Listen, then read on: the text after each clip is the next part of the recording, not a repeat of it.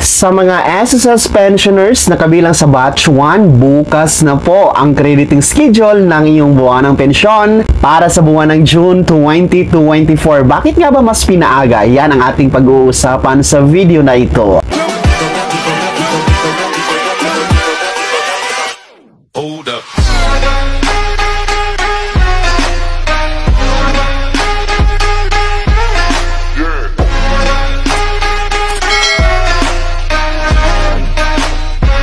Hello mga ka-vlogs! Welcome dito sa aking YouTube channel. Magandang araw po sa lahat ng mga manunood, lalong-lalo na ang ating mga SSS pensioners dahil yung mga kabilang sa batch 1 na tumatanggap ng buwan ng pensyon kay SSS, ang video na to ay para sa inyo mga ka-vlogs dahil mas pinaaga po ang crediting schedule para sa buwan ng June for this batch 1 ng ating mga SSS pensioners. Bukas na po yan mga ka-vlogs, May 31, 2024, araw ng Biyernes. Sapagkat ang June 1 po na original date ng inyong pagtanggap ng buwan ng pensyon ay natapat po o nataon sa araw ng Sabado at ayon na rin po sa SSS Circular kung ito ay natapat sa weekdays mga ka-vlogs or natapat sa holiday, ito po ay aatras sa pinaka-last working days. Kaya naman po,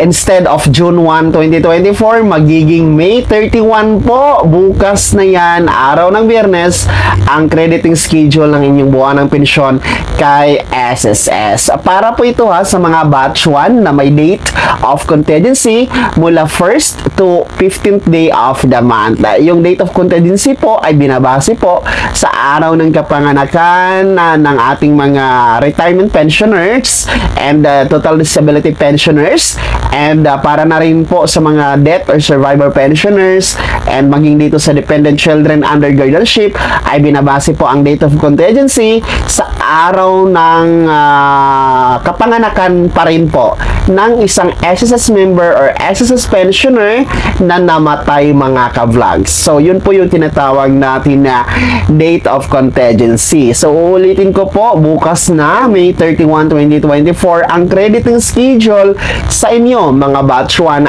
SSS pensioners. Sa mga nagtatanong kung meron bang dagdag, meron bang inaasahang pagbabago sa halaga ng matatanggap bukas, ang kasagutan narito, panoorin muna natin mga ka-vlogs mula mismo sa SSS President. Yung 1,000 pang natitira na ibibigay para sa mga pensioner na seniors. Eto, makinig kayo ng mabuti. Kasi ako po ay hindi politiko, hindi ako bolero.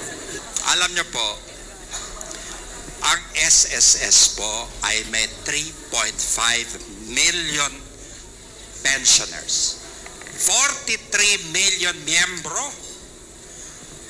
3.5 million po pensioners. Klaro na sa inyo? Sa 1,000 po, ang gastos ng SSS, 3 million times 1,000 po. Magkano po? 38 billion. 3.5 billion po a month. Okay? Sa isang taon ho, kasi may bonus kami. So times 13, roughly po, ang 1,000 piso na binibigay ko po kasi pensioner din ako ay ang gastos, ang lumalabas na pera po ay 45 billion a year. Naintindihan nyo na po ang epekto? In 10 years po, 450 billion pesos ang lalabas. Naintindihan nyo na? Klaro na po sa inyo. Kaya po, ang pagbibigay ng 1,000 ay kailangan masusing pag-aaral talaga. Ngayon, naintindihan nyo na po?